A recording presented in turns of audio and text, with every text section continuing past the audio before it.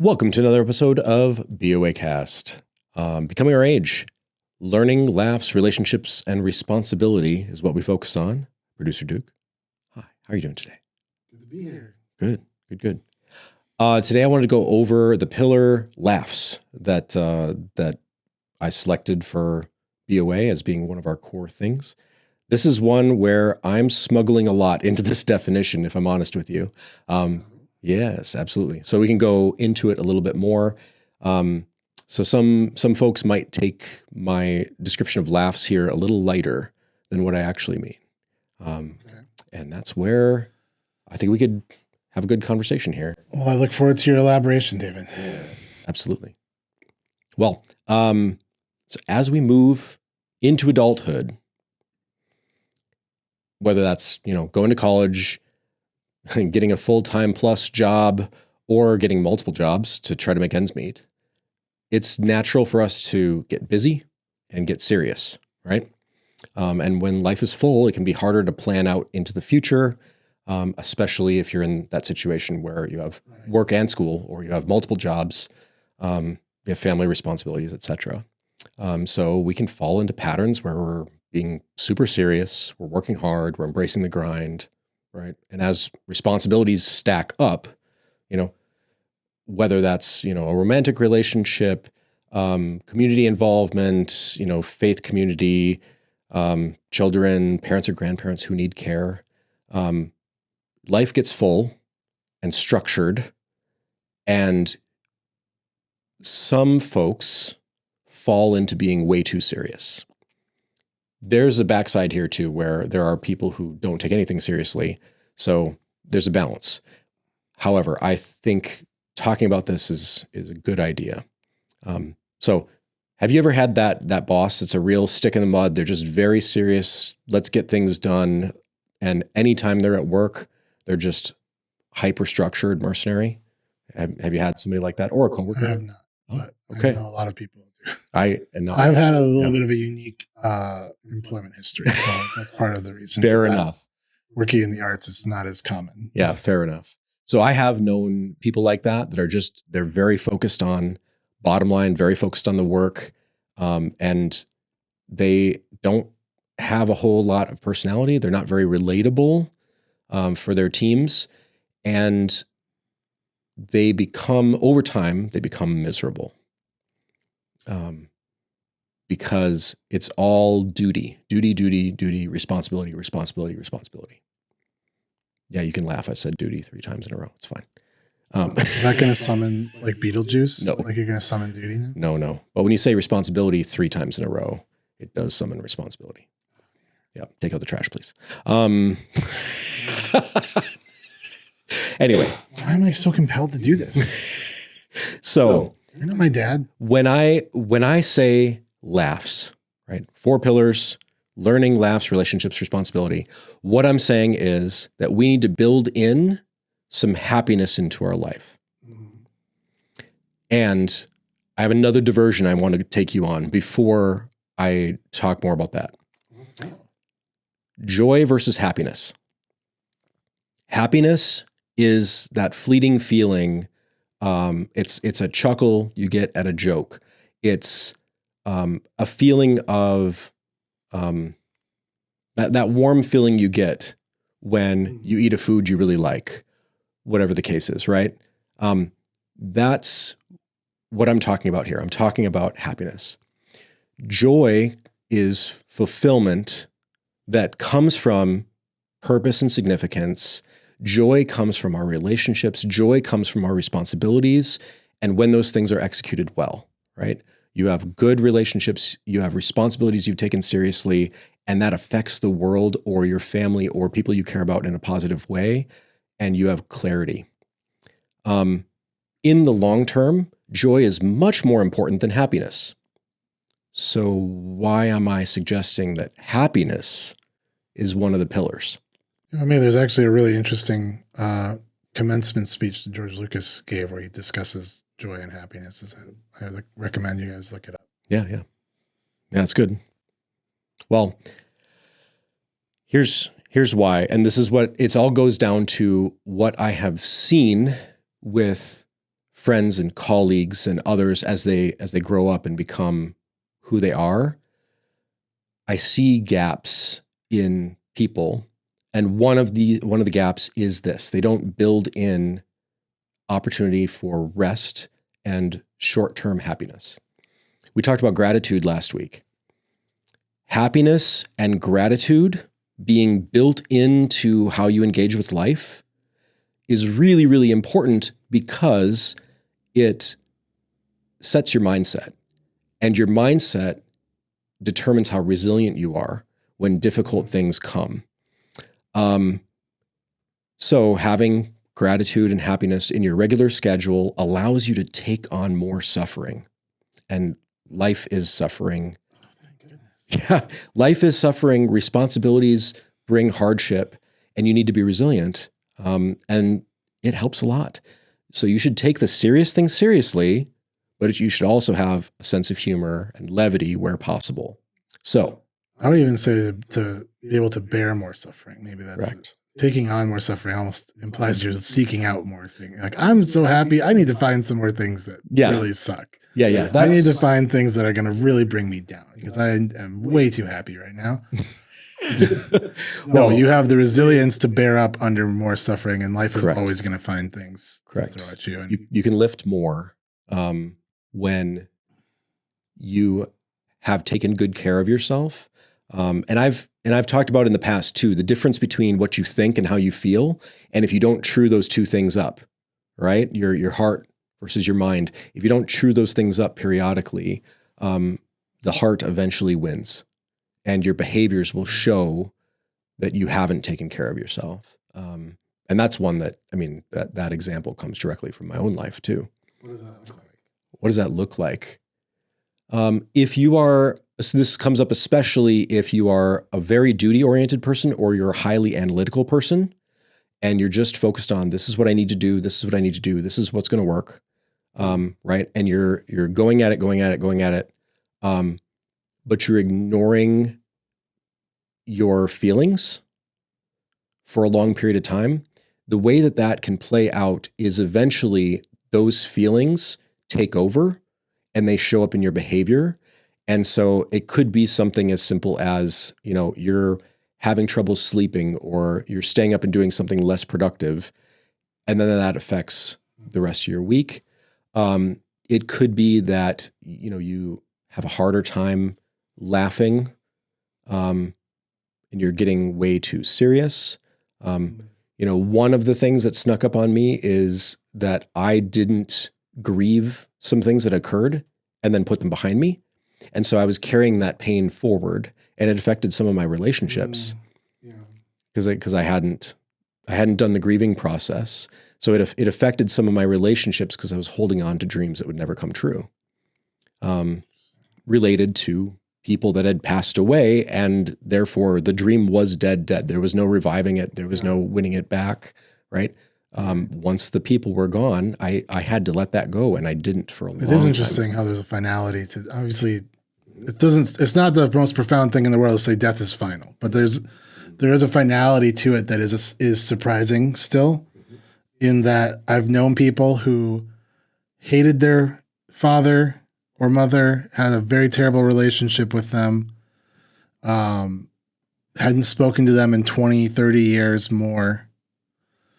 And this isn't everyone who has this experience, but I've known people who have that experience and then their parent dies and they feel a lot of complex emotion around it, because there is a finality to it of, like, if there was some small part of them, the small child inside them that they hadn't killed off with bitterness, that still hoped for a relationship with their parent, a right relationship. Whether that was the parent figuring things out and coming to them. And if you ask them about it, they probably would say, no, I don't have any expectation or hope that that's going to happen. But once they die, there is no chance that will happen. Right. The chance goes from less than 1% to 0. And that is a big drop. Yeah. It is the difference between trillions and trillions or infinite. It's a very large number versus infinite. It doesn't compare. It's a very small number to 0. It doesn't compare. Mm-hmm. Yeah. And that goes back to the piece I wrote on expectations too, toxic expectations that are essentially you're trying to live up to a standard that isn't actually meaningful, right? And you're playing out a play with a tragic end, not realizing that you're playing out that play, right? That's another, I guess, a callback to something I wrote before and how this mechanically all fits together. Anyway. Well, before you continue, I just wanted to mention one thing is Brene Brown talked about this, and I'm sure others have as well, but that's where I heard it from. It's the idea that we call them feelings because we feel them in our body. It's not like we think of it as like, oh, our emotions are kind of like in our brain or in our head, but we experience them in a physical, tangible way. And I think that's something that harkens back to what you were saying about how these feelings, when they're not dealt with and processed properly, and we try and bury them, that they have physical manifestation in our body. Sure. And can cause health issues or various other things. So I think that's remarkable, and we should probably do a podcast even kind of about that, just the reality of feelings in our bodies and how do we deal with that as men and women as well-adjusted adults. Yeah, absolutely. But please continue. Well, Producer Duke, you might say to me, David, so what? So what do I do? What are you suggesting? David, so what? What are you suggesting? Here's what I'm suggesting. Here's some examples. We need to build in some quick, easy, short-term, maybe even impromptu things, and then also build in some intentional, maybe a little bit bigger things that can help bring us some happiness here and there, and mix those into our lives in an appropriate way. So some examples. One of my favorites, jokes, memes, wordplay, right? Mm-hmm. I love to bring levity to a situation with a goofy, often absurdist kind of take on something where I just twist the meaning a little bit and play with it. So you're saying dad jokes are essential for wholeness and integrity and as a man. And dad jokes are really important for building your own resilience and the resilience of your children. And there's actually studies that show that. It's your kids. It's good. It's for their own good. Yeah. A walk in the park to enjoy nature. That is something I fit in to the laughs category. Coffee with a friend or a family member, a favorite food, not to excess, obviously, but a favorite food here and there, that can really be something that throws you back to your childhood. So a puzzle, quiz, game, TV show, movie, all of those things can be good, especially if you enjoy them with a loved one. And then spontaneous romantic things. So hidden note. If you're in a relationship. If you're in a relationship, You write spontaneous notes to yourself. Yeah. I mean, self-care and all that. Damn, you're looking good today, son. So thank you, me. A hidden note, a poem, a song, if you're artistic in nature, some surprise kinetic cuddles, tastefully, and then an unscheduled date night. Tastefully. Yeah, an unscheduled date night or a picnic of some sort. Those would all be kind of unscheduled things that you can do. I guess, coffee with a friend could be scheduled too. But examples of larger things or something you need to put on the calendar, some sort of camping, fishing, hunting trip, or just, going out, being in nature in a more intentional way for more than an hour, right? Sure. A no phone or no technology day, or maybe a no phone, no technology weekend. Mm-hmm. For some of us, very difficult. I am chronically online. This would be one that would be, I can do much better than I could do. Chronically online at this very moment. As it turns out. A weekend away, scheduled dates. And when I say scheduled dates, date your daughters, date your sons, date your parents. I know that sounds a little bit weird to the modern ear that views dates a certain way, but go out of your way to spend time with the people that you care about the most, right? So don't just date your romantic partner. Spend intentional time alone with them if you can. It's really important. And then holiday plans.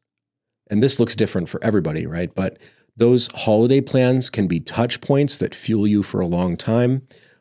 If you have consistent food that you enjoy, consistent activities that you enjoy, a place that you go put some energy in to making sure that you can continue those traditions, because those traditions can give you a lot more fuel than you may realize. You and I have had different experiences on this where you've traveled more, you've been away from family and done your own traditions more, and you've entered a mixed family as well. So you have some experiences here that are well beyond mine. So I'd say, I think it's a worthwhile conversation. I think both of us would have something to bring to the table there, but I would really love to hear your thoughts and how you're processing it. But yeah, anyway. Just do a call-in show and people call in and talk about what their family experiences were like. Mm-hmm. Yep, absolutely. All right. Well, okay. So this laughs bit, I also want to say that this is especially important in places of leadership and in your interpersonal relationships. Mm-hmm. Quick aside here, I'm not going to dive down this rabbit hole too much. Leadership is not management. Leadership is any environment where somebody will follow you or take cues from you. So when somebody's going to follow you, you have responsibility to that leadership role in some way. If you are aware that other people are dependent on you or they're following you, do this intentionally. And we build our environment by how we interact with it. Mm-hmm. So choosing to be the one who looks a little silly in order to introduce some levity to the situation, choosing to be the one that's serious about the serious things and less serious about the less serious things, and building an environment that way, I think it's good. And if you are a serious person who wants to be taken seriously only in a certain environment, I get it. There are certain places where you shouldn't be joking around. Like, if you work at a funeral home. Oh, there's so many dark jokes there that are fun though.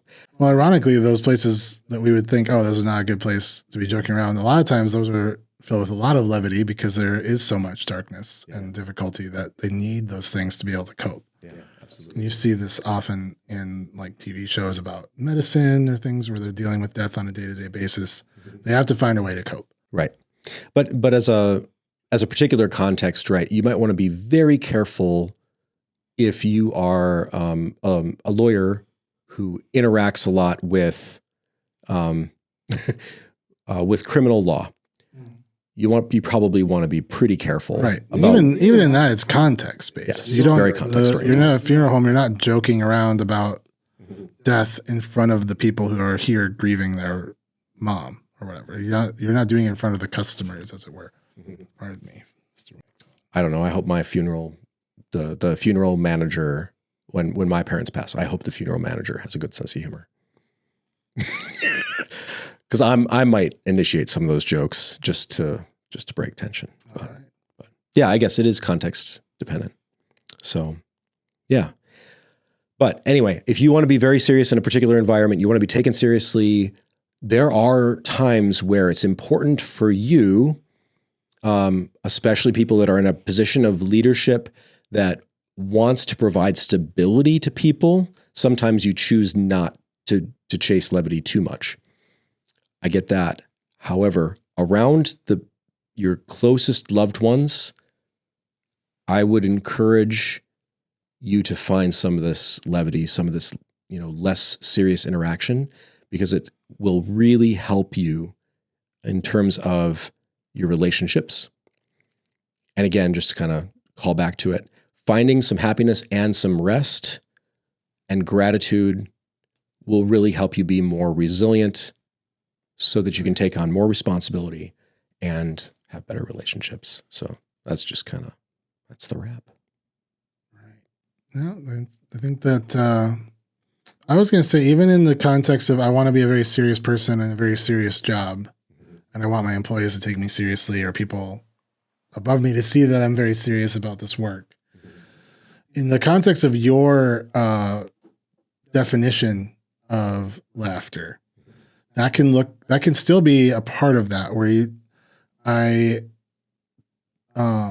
say you just really enjoy what you're having for lunch every day, and you really sit and taste your food and chew it in a more deliberate way. Absolutely. And try to draw out the different flavors in it, and try and take joy from that, try and take happiness from the small things you're doing. Take a moment on your 15-minute break to look out the window. I mean, it's a cliche to some degree at this point to say stop and smell the roses. But how often do we ignore or overlook remarkable things that are happening all around us? There's animals flying around or running by, living their lives, oblivious to all the stress that you're experiencing. Just remembering that, for me, it helps sometimes. I see a squirrel and he's just running around and getting food and jumping around, and it's like he has no idea what I'm feeling right now. What a life to live like that. Yes. To live with the constant fear that a hawk's going to come and take you out. It's so much better than living with this boss breathing down my neck. I think there's moments for that. Like, even in the city, the number of times that you can just sit and just marvel at a leaf on the sidewalk, the complexity of it, the functionality of plants, thinking about the seasons changing, and how so many creatures and plants are adapted to those seasonal changes. I find that to give me a lot of perspective on life. It gives me a lot of things to think about, that you have this renewal and death cycle built into our world in a very intimate way of seasonal change. That these plants drop their leaves, they go dormant, but they're going to come back. Yeah. And they have patterns established in their biology that allow them to survive these harsh conditions. And apply that to yourself. What's in you that allows you to survive these harsh conditions and not lose who you are. Exactly. Well, on that, I should stay on brand. Did you know that today Lance isn't a very common name? But it used to be that people were named Lance a lot. That's true. Okay. One more. Why do archaeologists get all the girls? They have the best dating methods. Yeah, the best dating methods. Carbon dating, no AI girlfriends here. I only date carbon-based life forms. So there, I get that. See that twist on this very bad joke makes it a better joke. Hey, if you're watching this, what do you think? What'd I miss? Throw us a comment if you like this kind of content or you want to hear more from us. You know how to do that. Subscriptions are great. Dad joke in the comments. Absolutely, yeah. We love jokes, or I particularly love dad jokes, puns. Throw them in there. Thanks for being here.